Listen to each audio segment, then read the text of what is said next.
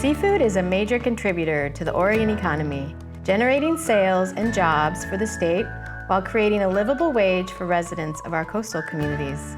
Oregon has one of the best managed fisheries in the country. This allows for sustainable harvesting year-round, ensuring that seafood is available and continues to be a viable industry for generations to come. Nearly 70 species of seafood are harvested throughout the year and can be sourced from the Oregon coast. Some of the most common species include rockfish and Dover sole. Other seasonally caught species include albacore tuna and cold water pink shrimp. These products are available fresh in season, frozen, or shelf-stable throughout the year. These seafood products are packed with nutrients and are mild and sweet tasting, making them excellent options for school menus. In this video, you'll learn simple and quick ways to prepare Oregon seafood that kids will love.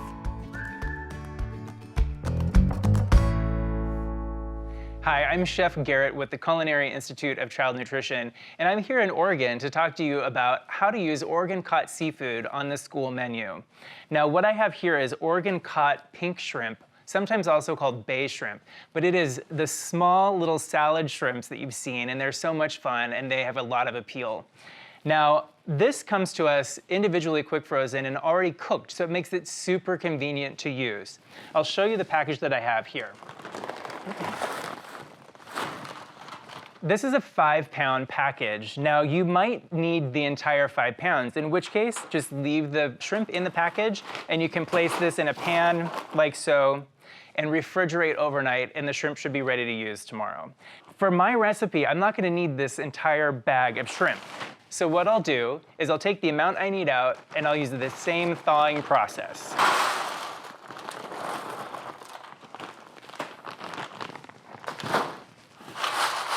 Now I have my IQF pink shrimp in almost a single layer here, so that will thaw nice and evenly, and any moisture will fall through and into the pan below. This is gonna be ready for me to use in my recipe called Oregon Pink Shrimp Chowder. I'm really excited to show you this Oregon Pink Shrimp Chowder. It's like a take on the classic creamy chowder, but with pink shrimp instead. So I've got my pan heated to medium-high heat. I'll go ahead and add the vegetable oil to the pan, and then I will add my aromatic vegetables. So this is diced yellow onion and some diced celery. Classic vegetables that go into a chowder. So I'll stir these vegetables in with the oil in the pan, and the aroma is already so good. It just smells great. Now that I have the onions and the celery mixed into the vegetable oil, I'm gonna put the lid on, and this is a process we call sweating the vegetables. That's gonna allow the flavors of the onions and the celery to go into the oil, which will then be dispersed throughout the finished product. This is gonna take about 3 minutes or so to sweat the vegetables and to allow them to become a little bit more tender than they are right now. All right, so my vegetables have sweat, and it's time now to add the spices. So I'll go ahead and add my salt. I have a little bit of cayenne pepper just for a little kick, but not to make the chowder hot. It's pretty classic. Black pepper and garlic powder. So we've got some really great flavors going on here, classic for chowder. And I'm gonna stir those spices in with the vegetables and the vegetable oil.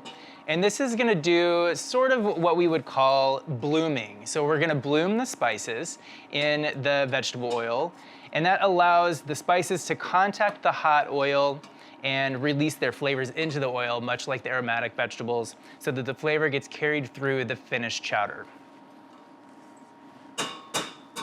So I can really get the aroma from the spices, and now it's time for me to add the diced potatoes and vegetable broth.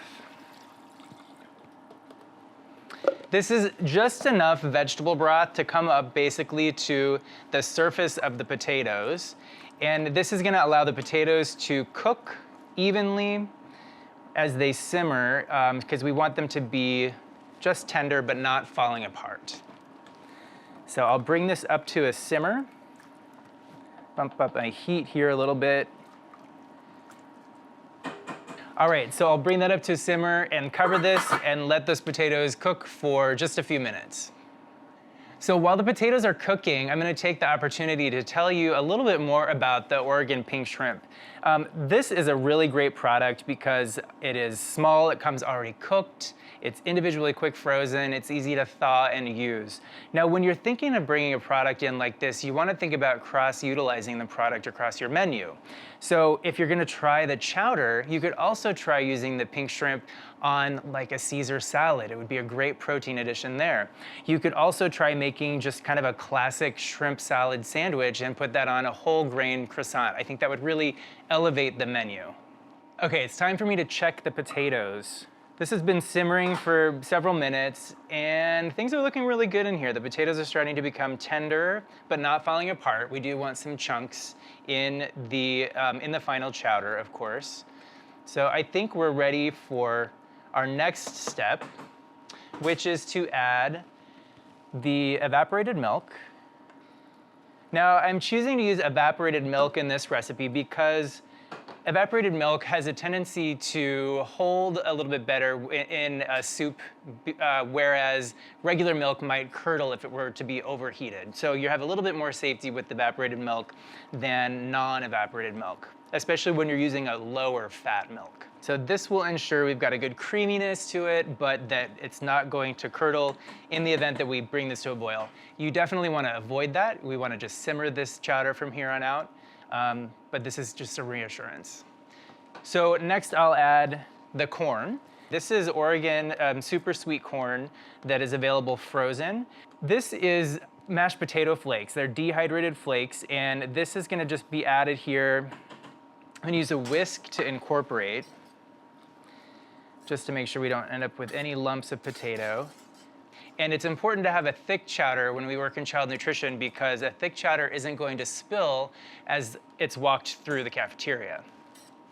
So that's whisked in. I'm gonna switch back to using my rubber spatula here, make sure that we get this stirred in. And I'll allow this to cook for about 5 minutes once it comes up to a simmer, just to make sure that we get those potato flakes fully hydrated. And while this is simmering, I'm gonna keep it covered so that we don't lose any moisture or any of the volume to evaporation. So this will make sure that you have your yield that you're expecting. Let's go ahead and check the chowder now. Oh yeah, this is simmered. It's tenderized the potatoes and the vegetables. I think this is ready to go. Let's check the thickness. Oh yeah, that's perfect thickness. The mashed potato flakes have fully hydrated, and this is now ready to add the shrimp. All right, we always save the fully cooked pink shrimp to add to the end because we don't necessarily need it to cook more or overcook. So since this is already cooked, what we're doing is just adding it to the chowder and we're gonna heat it through. So I'll go ahead and stir in the pink shrimp. This is just a really fun protein to add to the chowder, something a little unexpected. Now this is gonna drop the temperature of the chowder a little bit, so we'll need to give it a few minutes to come back up to a simmer, but we don't need to cook it any further than that.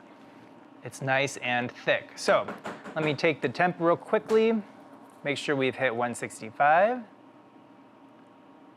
Perfect. That is ready to go. This is looking great. All right, so I will dish up this chowder. You know, I love this chowder because it's just something a little bit unexpected to have the Oregon pink shrimp in there. And this is looking great because you see all of the pieces. You got some good texture going on. And there's the chowder. So let's go ahead and complete this meal with a juicy Oregon pear. We have some whole grain fish-shaped crackers, some red bell pepper strips, and of course, a cold glass of Oregon milk. And this is the Oregon pink shrimp chowder. It's so delicious, so comforting, and I hope you give it a try.